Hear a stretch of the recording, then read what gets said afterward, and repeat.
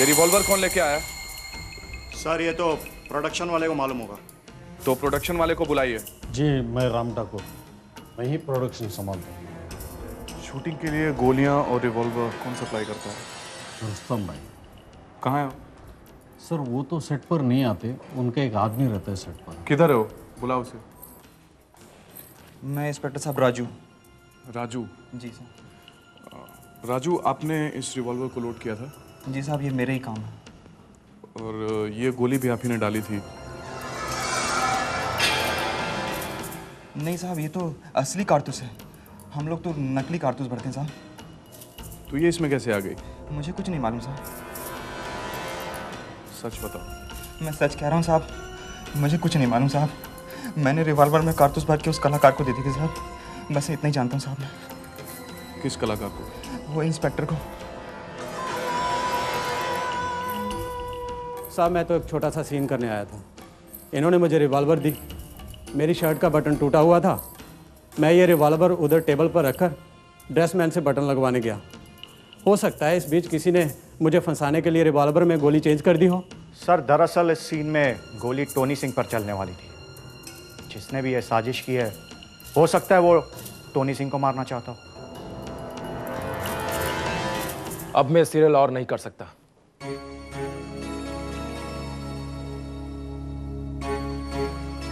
आप ये सीरियल करना नहीं चाहते अब? क्यों? पेमेंट नहीं मिल रही है क्या? देखिए मिस्टर रैना,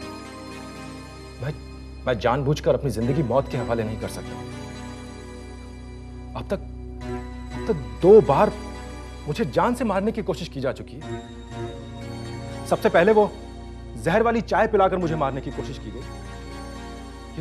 ये तो अच्छा हुआ कि शेखर ने वो ऐन वक्त पे सीन चेंज कर दिया, वरना वो चाय तो मुझे ही पीनी थी।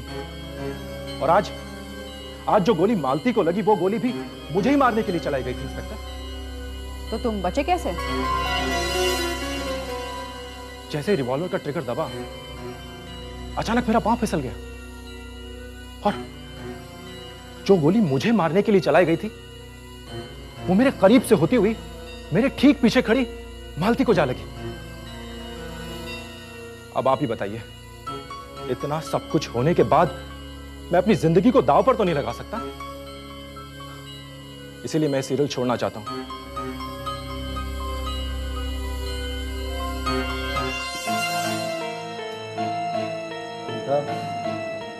देखा काशी, मैंने कहा था ना, इसका काम हो गया और ये सटक लिया। एक काम करते हैं, अपन भी यहाँ से सटक लेते हैं, वरना उस पुलिस वाले ने अगर हमको यहाँ छुप कर बात सुनते हुए देख लिया ना, तो खाली पीली मुसीबत में आ जाएंगे। वो क्या कर रहे हैं? चल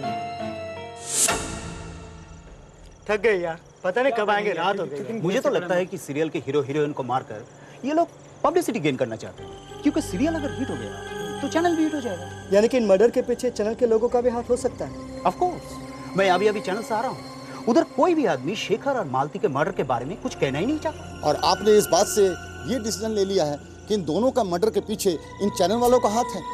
इट्स नॉट फेयर। और वैसे भी क्राइम स्क्वाड के ऑफिसर मिस्टर अर्जुन राणा, वो खुद भी अब तक इस बात पर डिसीजन नहीं ले पाए।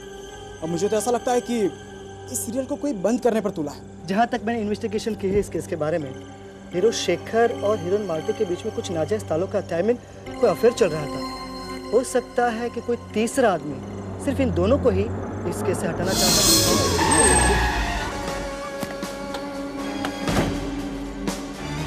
मिस्टर राणा, क्या आप कातिल को पकड़ने में कामयाब हुए? आप लोग प्लीज थोड़ा सा इंतजार कीजिए। Mister Rana, we are so waiting for a long time sir. और इंतजार कीजिए प्लीज। थोड़ी देर बाद।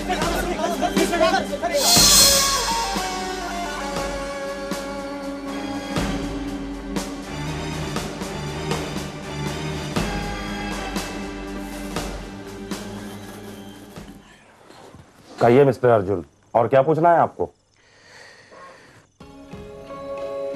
मिस्टर राजवंश, वो आर्टिस्ट जिसने इंस्पेक्टर का रोल प्ले किया था, जिसकी गोली से मालती मरी, एक्चुअली में वो गोली टोनी सिंह के लिए चलाई गई थी।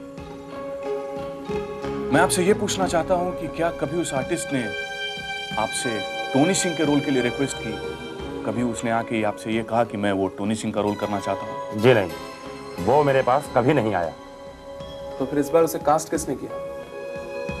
सर मैंने कास्ट किया, क्योंकि रोल छोटा सा था और उस दिन वो सेट पे था, इसलिए मैंने उसे कास्ट कर लिया। इससे पहले मैं उसे कभी मिला नहीं था।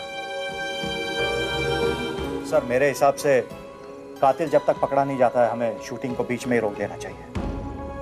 Ramiz, you know what are you saying? It's not possible.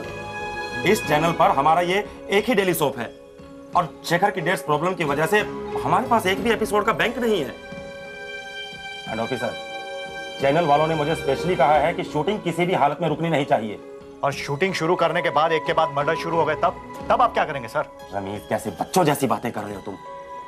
मुझे नहीं लगता कि इन लोगों के होते हुए फिर से वो सब दोबारा होगा। सर आप बात तो ऐसे कर रहे हैं जैसे कातिल क्राइम स्क्वाड के नाम से डरता हो। सर अगर ऐसा होता तो उस दिन भी मालती का मर्डर हरगिज नहीं होता, क्योंकि उस दिन भी क्राइम स्क्वाड वहां पे मौजूद थी। इसी से आप अंदाजा लगा सकते हैं कि कातिल के दिल में क्राइम स्क्वाड का कितना खौफ है। Excuse me mister Ramiz, crime squad का काम लोगों के दिलों में खौफ पैदा करना नहीं बल्कि कातिल को पकड़ना होता है। और वो बहुत जल्द हमारी गिरफ्त में होगा, माइंड यू। अब आप दोनों जा सकते हैं। Thank you.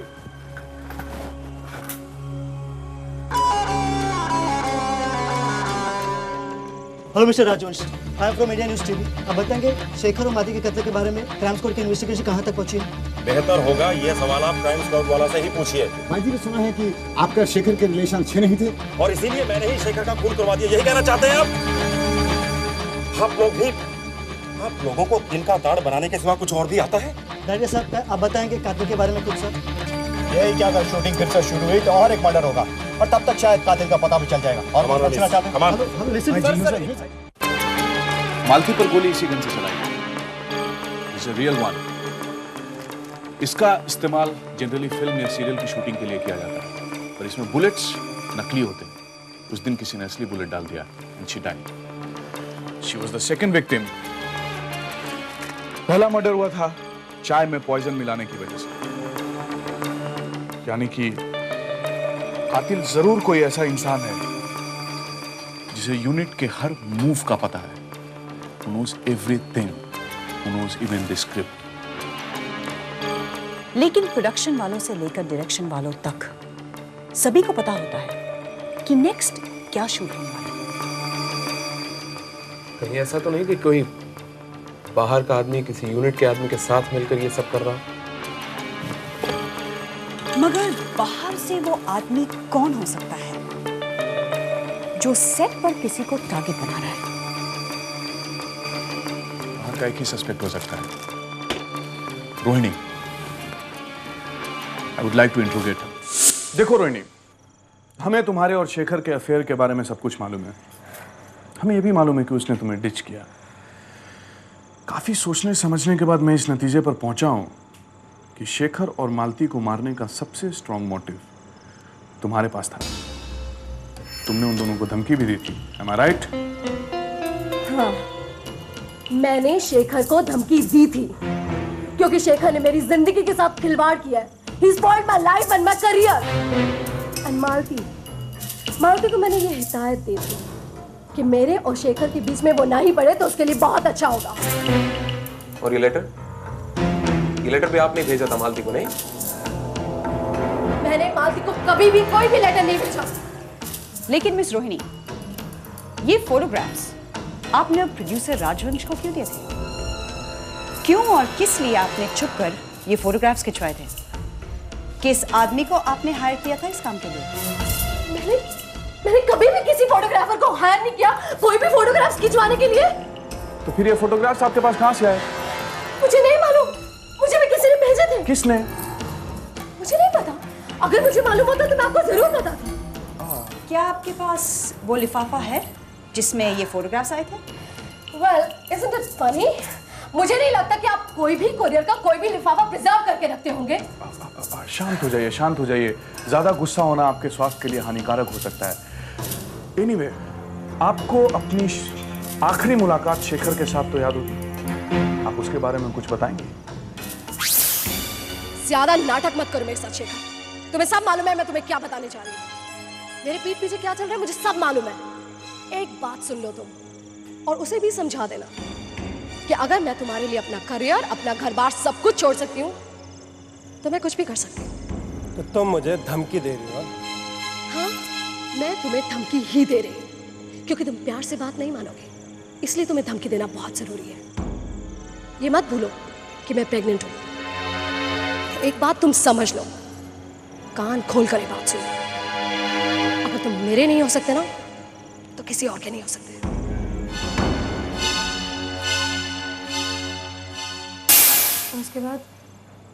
उसके बाद मैं अपने प्रोड्यूसर से मिलने चली गई। यकीन करिए, मेरा मालती और शेखर के मर्डर में कोई हाथ नहीं है। मैं कैसे उस इंसान को मार सकती थी जिससे मैं शादी करने वाली थी, जिसके बच्चे की माँ बनने वाली हूँ मैं। मैंने शेखर को नहीं मारा, मैं तो खुद बर्बाद हो गई, बर्बाद हो गई मैं।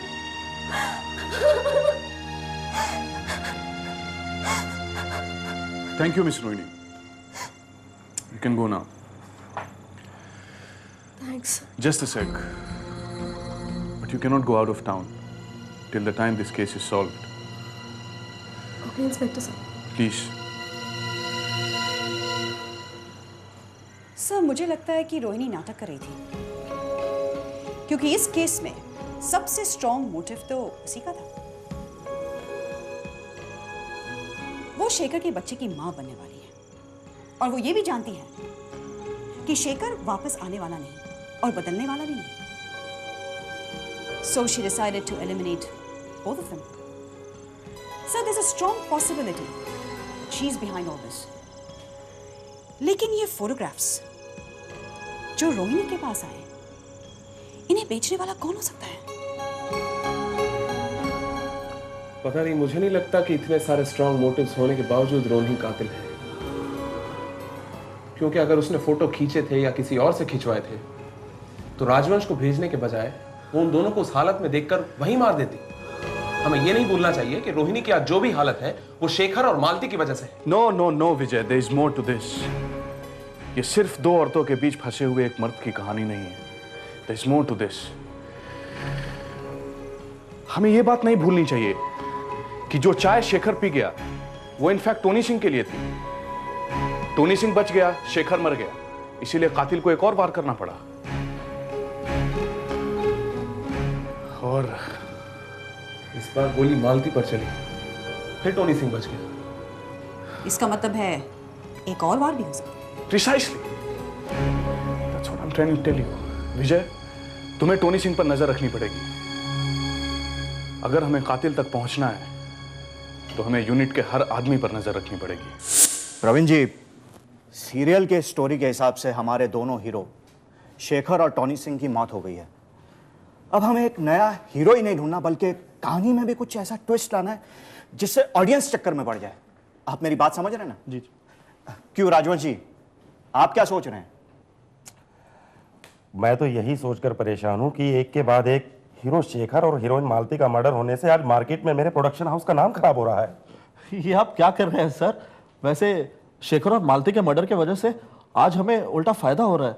हमारे सीरियल की चर्चा हर एक टीवी चैनल पर, हर एक घर घर में हो रहा है। बल्कि मैं तो ये कहूंगा कि हमें आज इतनी अच्छी पब्लिसिटी मिल रही है जिसके बारे में हमने कभी सोचा भी नहीं था। क्यों रमेश भाई? ऑफ कोर्स राजवंश जी, आपको तो खुश होना चाहिए। इस वक्त हमारा सीरियल सबसे हॉट है। खाक हॉट? मुझे अपने ही सेट पर आते हुए डर लगता है। मन में हमेशा यही चलता रहता है कि कहीं आज फिर से किसी का मर्डर ना हो जाए, कहीं अगला शिकार हममें से ही कोई ना हो। आप सही कह रहे हैं, एक डर सा माहौल तो पैदा ही हो गया है। सेट पर हर कोई एक दूसरे को शक की निगाह से देख रहा है। पर सर, आपको किस पर शक है? रोहिणी के अलावा और कौन हो सकता है? सर, आप भी तो हो सकते हैं। मैं? अरे प्रवीण जी, क्या उल्टी सीधी बात करते हो यार। स्टोरी की आगे की लाइन सोचो, कहानी आगे कैसे बढ़ेगी? आप कहानी के बारे में टेंशन मत लीजिए सर, ये तो हमारे रोज का काम है। वैसे भी आजकल जब आर्टिस्ट लोग ज़्यादा प्रॉब्लम क्रिएट करते हैं तो कहानी और या स्टोरी को चेंज करना तो हम राइटर लोगों के लिए रोज़ की बात हो गई है। और वैसे भी यहाँ पे तो रियली में 2 मर्डर हो चुके हैं।